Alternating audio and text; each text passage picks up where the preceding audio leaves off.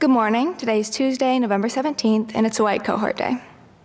All seniors and juniors, a reminder that your study hall is now located in the alumni gym due to the HVAC renovations. Please report to the gym during your scheduled study hall time. Do you ever wish you could duplicate that sweet vintage look? The class of 2023 is here to help you out. We'll be selling gear from previous classes in front of the library on Wednesday and Thursday this week, and on Monday and Tuesday of next week. Come check it out and see what styles you could rock for discounted prices. Stock is limited and sales will be made on a first-come, first-served basis. Chess Club will be meeting today for the white cohort and tomorrow for the green cohort. No experience needed. Come learn to strategize and play. We will be meeting in the dining hall located in Streeter after conference period at 3:30. Email Mr. Kwok with any questions. A reminder that Scope will meet today at 3:15 in Ranger 212. If you have an idea about how to creatively improve your experience in your school, local, or global communities, we invite you to attend this meeting. Email Ms. Morris at cmorris@sjacademy.org for a Zoom link if you'd like to attend virtually. Interested in the management and operation of our suprachiasmatic nucleus? Thinking your neurofeedback loops in the pathway to homeostasis need a tune-up? Come look under the derma mater and dive deep to the hypothalamus with Brain Bee today in Shooter 241 from 3 to 3:30 today. The meeting will be followed by a virtual presentation from Vermont Brain Bee on the peripheral nervous system from 3:45 to 5 p.m. on Zoom. Pre-registration required for link. Email Mr. Eckel if interested. Attention international seniors and juniors. The registration deadline for the December 12th TOEFL is November 19th. Any student needing to take the TOEFL should email Ms. McCaffrey at mmccaffrey@sjlabs.com to get the link to the registration form. Juniors are encouraged to sign up. Seniors will be given priority. Please email Ms. McCaffrey with any questions.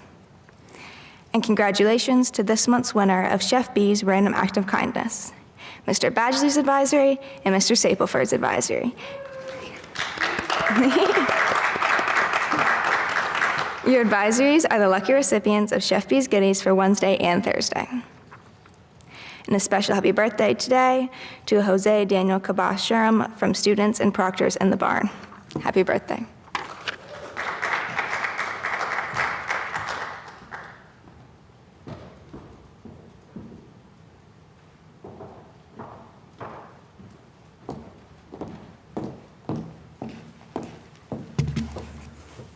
Good morning, all.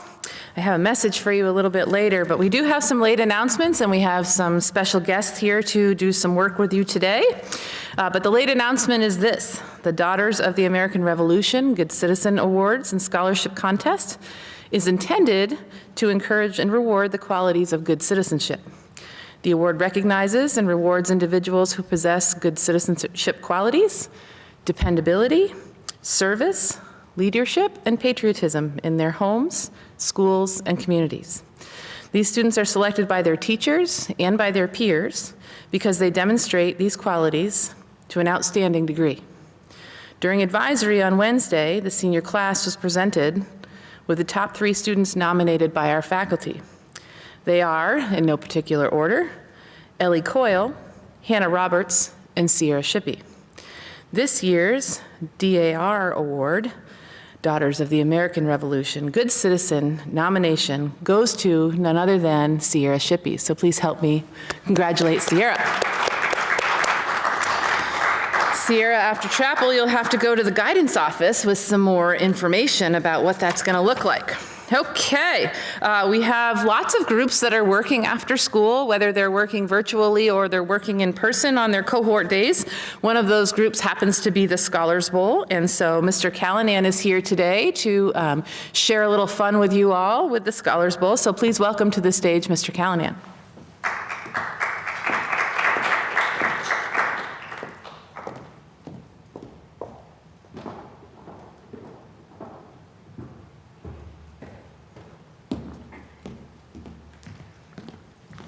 Good morning, it's great to be here. I always get nervous when I come to chapel. Nothing has changed, I'll tell you that much right now. We're gonna do a competition. I can have my students come up now. I'm gonna stay masked, just because we're gonna have so many people on stage, and we're gonna have them set up over here. And we're gonna have a faculty team, come on up. The faculty members wanna come up for Or are they too afraid? They might be too afraid to kind of do this kind of thing. So, but the faculty can choose a captain. Who's going to be their captain? Oh, they're all going like this. Oh, captain, my captain. That guy or that guy? Duso. He's so All right, Mr. Dusso is going to be the captain over here. So I'm going to hand him a mic. blue. Montana. And Luke is going to be our captain. Right, so I'm going to hand him a mic. All right, so here's how this is going to work. I have two categories of questions. The first is, and I'm going to allow the students to choose the category. What I'll do is I will then, for 60 seconds, ask them questions about that category. And so what Luke, the students can tell Luke what the answer is, but I only accept answers from Luke. If Luke doesn't know the answer, he can pass, so we can go on further. Any questions the students don't get, the faculty can try to steal afterwards. They have 45 seconds to do that. Then the faculty will have 60 seconds for their questions, and the students can try to steal that. Any questions there? Yes, I feel nervous, I'm shaking. Can you time 60 seconds for me? Great. And the students, you can choose between bulls and American things. Bulls and American things. We don't know much about America. All right, let's do bulls. We're going to do bulls. Okay. I forgot to mention, why don't you introduce, can you introduce the team? Yes, Yeah. this is our longtime member, Sierra Shippey. This is Cece. This is Theodora. And I'm Luke. Okay. All right, so 60 seconds, and you chose bulls. Yes. You chose bulls. Okay. Experts. I'm going to turn the mics on so we can make sure we can hear. Oh, is that? And I know that many of you are not Are we quite as good? loud as Miss Stacy, but you want to try to be, right, when you're project. answering your questions so that everybody at home can hear you. All right. You good? Okay. It sounds Here we go. good. Yeah. All right, here we go. So these are about bulls. Answer the following about bulls. First question, shooting guard for the Chicago Bulls, nicknamed His Airness. Nope. All right. Pass. Pass. Monster from Greek mythology with the body of a man and the head Minotaur. of a bull. Minotaur. Minotaur is correct. Man excommunicated by Leo X's papal bull, Decet Romanum Pontificum. Sorry about the Latin. Anything? Pass. Pass. Star of Martin Scorsese's film Raging Bull. What's his name? De Niro. De Niro is correct. Lakota Sioux chief who won the Battle of Little Bighorn with Crazy Horse. Oh, I was gonna say crazy. Do you know? Sitting bull. Sitting bull. Sitting Bull is correct. SEC University in Starksville, whose athletic teams are nicknamed the Bulldogs. Anything? No. Time? Oh. Time. So 1, 2, I got 3 questions there for the students. Good job. Congratulations. And so for the faculty, I go back to the beginning, and you can answer those questions they missed. So they have 45 seconds to do that. 45 seconds. Yes. Shooting guard for the Chicago... Michael Jordan, Correct. Monster from Greek mythology with... Oh, we got Minotaur. man excommunicated by Leo X's papal bull, Decet Roman... Oh, Mrs. Callahan's not going to be happy with me about that, but... No, pass. Okay. SEC University in Starksville, whose athletic teams are... University of Georgia. Incorrect. Nickname of the Progressive Party when Theodore Roosevelt ran for president in 1912. Bull Moose Party. Correct. The opposite of a bull market in economic theory. Bear Market. Correct. This cartoon character is Boots the monkey's friend and has to stop Swiper the fox. Time. Bullwinkle. Incorrect. That was Dora the Explorer. Bora. So I think you guys got Bora? one. I don't remember that one. I can't hear it. Yeah, I'm sorry. You guys can't hear that? All right. It's a weird space. Yeah. So we got 3 over here and 4 over there. And just so we know, you got Minotaur. Martin Luther was excommunicated. Mississippi State, the Bear Market, Dora the Explorer. Okay. All right, so we good? All right, so we have 4 to 3 for the faculty. This is 1 minute. 1 minute, yeah? 1 minute. 1 minute, okay. American things. Name these things that are American, and you'll hear the word American is going to be in every answer. Okay. So 60 seconds. Company based in Fort Worth with the world's most planes.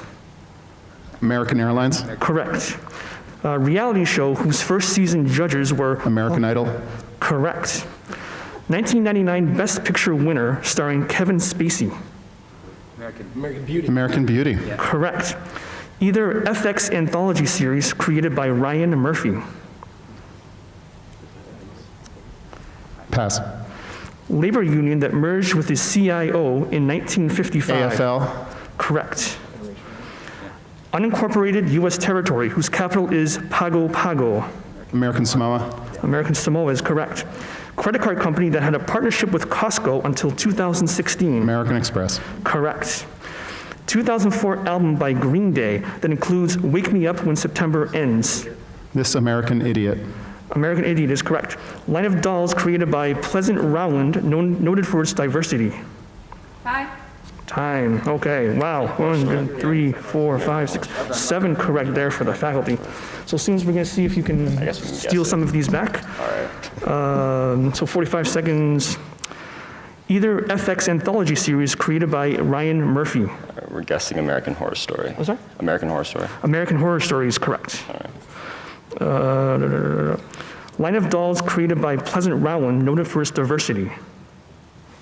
Oh, American. Did you say doll? Did you say doll? Dolls. Doll, American doll? So, No. I'm sorry. And the last question, winner of horse racing's Triple Crown in 2015. No. Pass. Pass. That was the last question. All right. Does anybody have that answer? I don't have. No, that's American Pharaoh. So very good. The students get 1 there, and the faculty, congratulations on a very good victory. Congratulations. I hope everybody in the advisories could hear that well, and just so you know, you can always come join us for Scholars Bowl virtually whenever you'd like. Just kind of let us know. Thank you much, and have a great day, everybody. Thank you. Thanks. All right. Thanks, guys. Nice job. See, who saw Ringer? Ringer. Winner, winner, chicken dinner.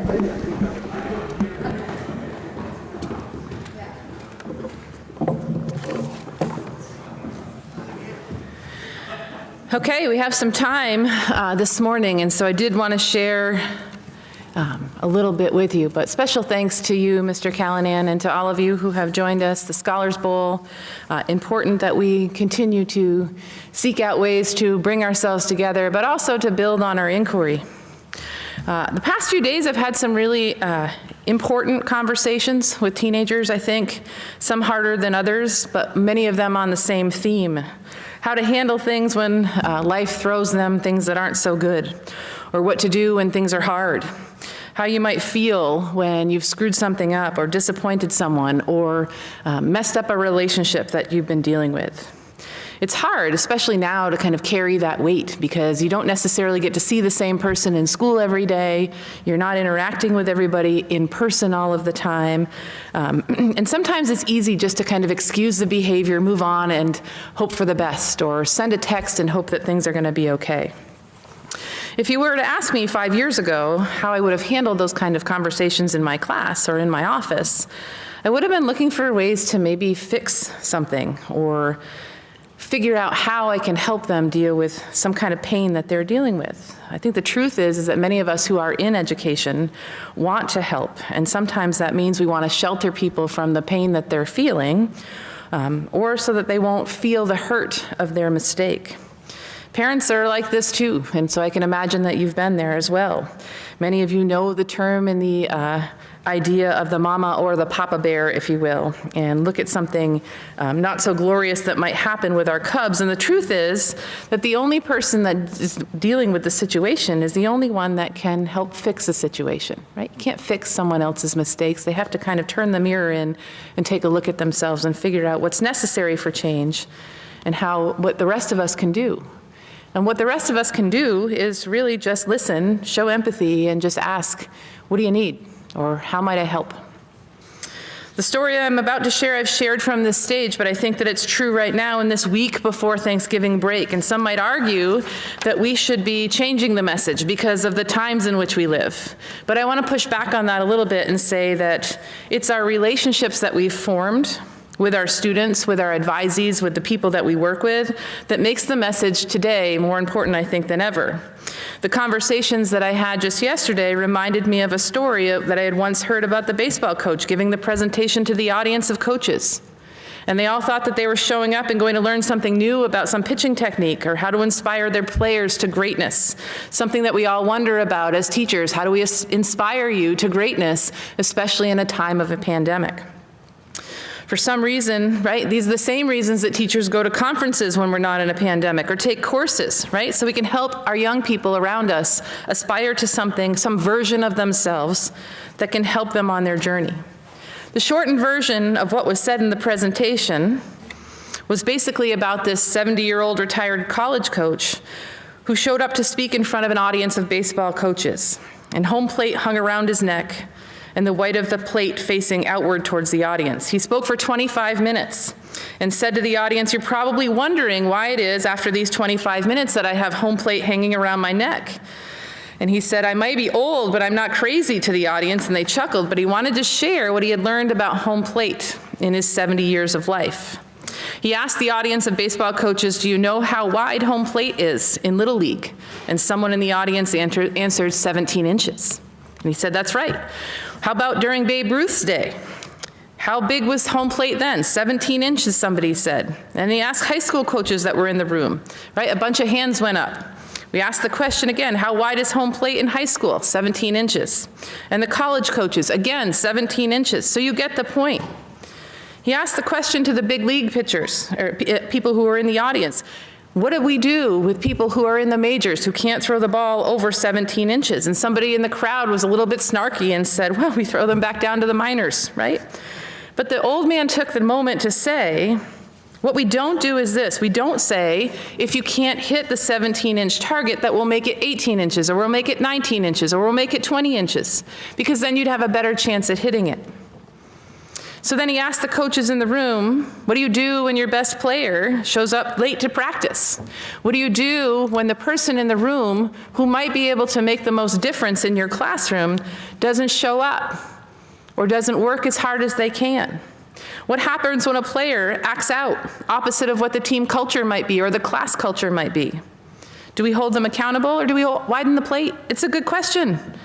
And so to interject here, when you think about this to our teachers in the room and out there in cyber world and in your advisories, can you make this connection to your class culture? Can you think about your school rules? Do we think about our core covenants now when things are harder, right? When the snow is on the ground, do we widen the plate? And I want to be perfectly clear about this. I'm not talking about homework. I'm not talking about how much we can get through in a given semester in our syllabi, or changing your syllabi because it's not fitting the faces in front of you. In fact, in any year, we would say that we do that because the best laid plans for all of our students in all of our classes is to take a look at the faces in front of us and figure out what's most important to them and meet them where they're at, and then stretch them from there. I'm talking about helping one another recognize that, one, we all have a plate, and two, they're pretty full right now. Each and every one of us, teachers, faculty, staff, students alike, families, full with responsibilities, filled with concerns, filled with angst about the pandemic, working to figure out what is and what isn't. But the mission of this beautiful arena that we call school each day is to appreciate the vision and the optimism of the young people that we have around us, especially when things are hard. And to you students, you also have a role in this, to recognize that your school community is going above and beyond and trying to make sure that you have this in-person experience, right, to take the appropriate measures to keep you safe. And you too have a responsibility at this time of the year to lean in a little bit. When the old man continued his story, the chuckles kind of gradually faded. And the coaches grew quiet, and the message began to unfold for the audience. He turned the plate towards himself, and he held it up. And he says, this is what happens today when we don't teach accountability, and when there is no consequence for meeting standards. Essentially, we're widening the plate. This week, traditionally in schools, and this school too, right? I study biorhythms of school. It's what I do. It definitely happens here. It's harder right now. It's the week before Thanksgiving. It's the time when students push against those class cultures and things get harder, and teachers are trying to hold that line. Many of you have capstones that are ready to have happen. Seniors, you've just finished your first round of college applications. And as teachers and parents and mentors, we need to continue to be that stability in your lives, because we all know that we all need something stable right now. So let those relationships that you have formed so deeply with them, with your students throughout your courses this semester. The stability, they need that so that we can hang on to something real. Our relationships with our young people are things that have been at the soul of who we are for years and years and years at this school. And students, teachers, advisors, mentors, coaches, staff members have been turning themselves into pretzels, literally, right, to make sure that we have that kind of experience. And students, you too are doing the work, and we want to continue to push you to do that work. So think about it this way. If your parents or your coaches or your bosses aren't holding you to any kind of expectation right now, they too are allowing you to widen that plate. So for that old man who's kind of recounting that speech, the idea that he had to hold himself accountable to have others know what he was doing was right. All of us in this room, all of us out there in advisories have different stuff. We have different stuff on our plates and different days, and some days are certainly not going to be all rose petals. We know that to be true. And students, there's nothing great about living through a pandemic. Your adults are feeling that right now as well. Everything is different. Sometimes things are harder. So we can focus on that, or we can look up and we can celebrate the faces in front of us and commit to finishing what we started this semester. So today, I'm going to ask you to do this. Seek out the people in your lives who hold you a little bit accountable, who aren't going to let you widen that plate because the expectations are important. We're not going to make the situation a little bit easier for you because we care about you. So lean into those relationships, step into what we know to be the truth about this arena. And in this case, with this example, the batter's box, point to the outfield fence, be bold, and lean in. Have a great day.